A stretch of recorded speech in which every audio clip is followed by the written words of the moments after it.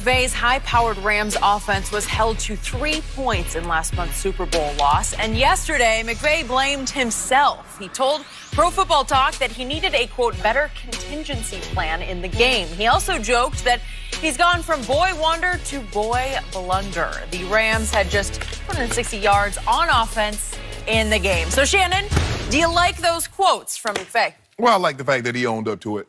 He didn't have his best coaching performance. If you look at the Patriots throughout the season, Skip, especially on defense, they're about 85-90% man coverage team. And it seems to me to prevent the big plays, they played a lot of zone. Sean That's McVay, what C.J. Anderson said when he was here. Yeah. Skip, did he not realize that the Patriots are going to practice too? Or did Sean McVay think he was the only one that was going to be allowed to practice leading up to the Super Bowl?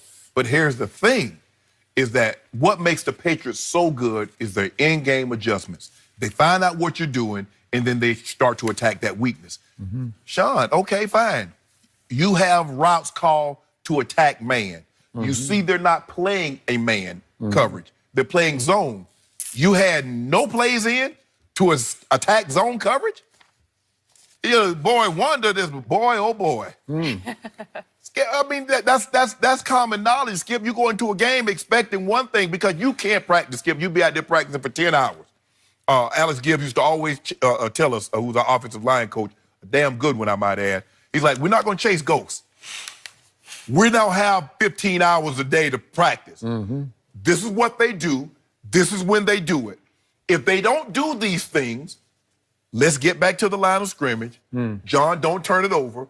We don't throw a pick. And then we'll come out. We'll come to the sideline. We'll go over what they're doing. And this is how we're going to attack it. Or we're coming at half. This is what they're doing. This is how we're going to attack it.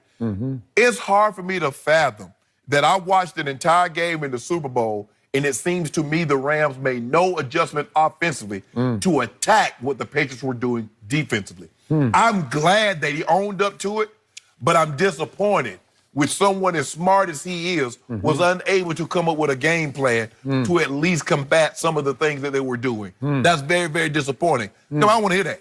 I mean, you own up all you want to. I want to hear that. What good is that? What you doing me now? You 13, all we get was 3 points? We averaged 33, and all we got was 3? Man, come on, bro. I need more than that, Sean McVay. I need more than that. I'm glad, look, I love when coaches says, look, at the end of the day, it starts with me. I got to do a better job of putting players in position. But the problem that is, Skip, is that we've said this before, is that he tells Jared Goff where to go with the football. Well, when you tell a guy, and we say this all the time, oh, he had his mind made up. Well, you already told him. Let him figure it out. Because you're talking to a guy that got told what he had to do, Skip, when they moved me. John told me for the first 2 games I was playing move from wide receiver to tight end. John Elway, Put me in motion, Skip. You know what it's like to go in motion 65, 70 times in mile high? I was exhausted. And so was him from turning around and telling me what to do. And he finally came to me on the sideline after we had won the game and said, you know what, bro? I'm going to need you to learn the plays. Jared Goff, I'm going to need you to learn how to read coverages. So therefore, you don't make up your mind, because guess what? When Sean tells you to go to the X receiver and they got the X receiver covered, you still trying to find a way to fit the ball in.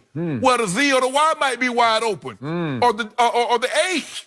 I'm glad he owned it, Skip, but this is unacceptable. This is bad football. So are you telling me that Jared Goff is a puppet quarterback of Sean McVay? He's just an extension of Sean McVay? He's overrated? That's what it looks like. That would have looked like to me. That would have looked like to me. You picked him. I didn't. That's beside the point. Okay. So here's my point. This rubbed me the wrong way. This just hit me wrong, and it hit my BS detector, which went off loudly. Okay.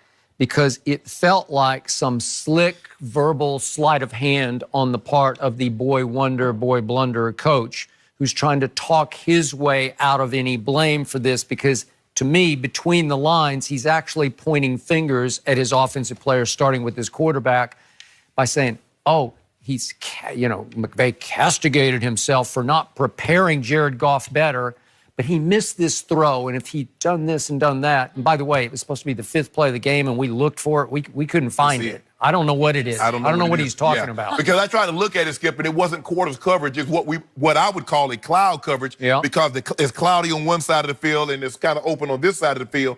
And Brandon Cooks did break open in the flats, but he tried to force the ball, and Chung got it out, and maybe they pick up the first down. Maybe that's it. But I couldn't see the play that they were talking about. So Sean McVay is suggesting that if the quarterback had made a better read and or a better throw, that would have been a game breaker. That would have broken open the game much earlier, because it's obviously, if you could have scored 7 quick points in a game that ended up 13-3, that would have been monumental. Right. Brady did throw the one early interception.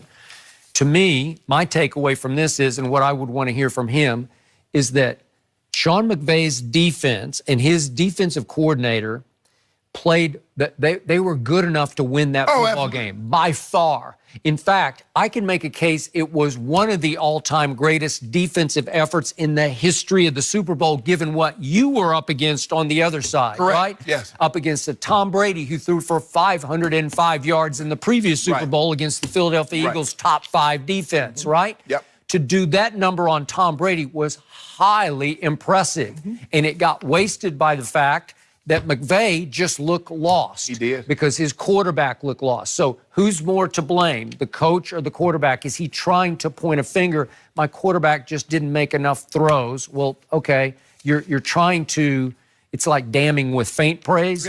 You're basically saying, oh, I didn't prepare him well enough, but the truth is he should have made more throws. But here's the thing, and it's going to get to a point, and I can assure you Tom Brady and Peyton Manning, all these guys did this. I remember we were preparing for the Super Bowl, and Green Bay, we had taken them off on tape, Skip. We got in this formation at this area of the field. There was 100% man coverage. And I never forget it. On Thursday, we're running this, and John says, Mike, what happens if they don't play man coverage? Mike says, but every time we've taken them off over the last year and a half, this formation, this area of the field, they play man coverage. Okay. He says, well, what if they don't? Yeah. He said, go make a play.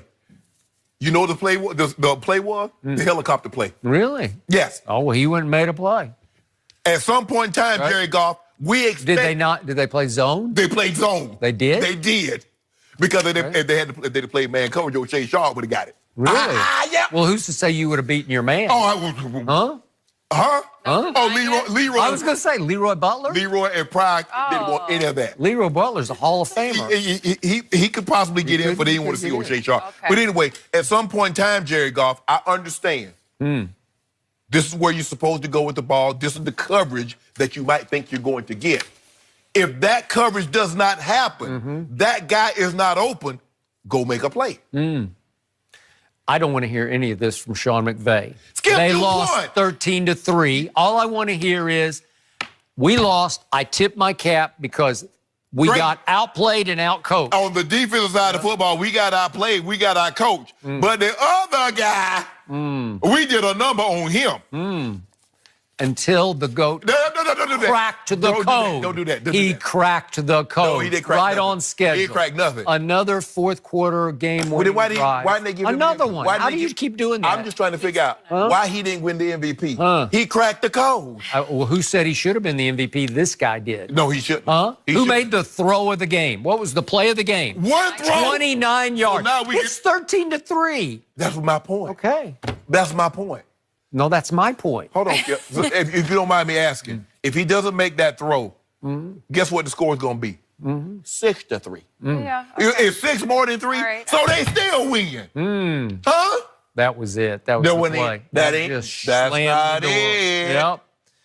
It hurt you, Skip. It hurt you. It hurt me? Yeah, it did not? I thought it was the greatest thing that ever happened. No, because you wanted him to go out in grand fashion. See, he loved it. When Tom do his thing, that's what he showed you. 300. He had 243 yards in fourth quarter and overtime. He threw for 505.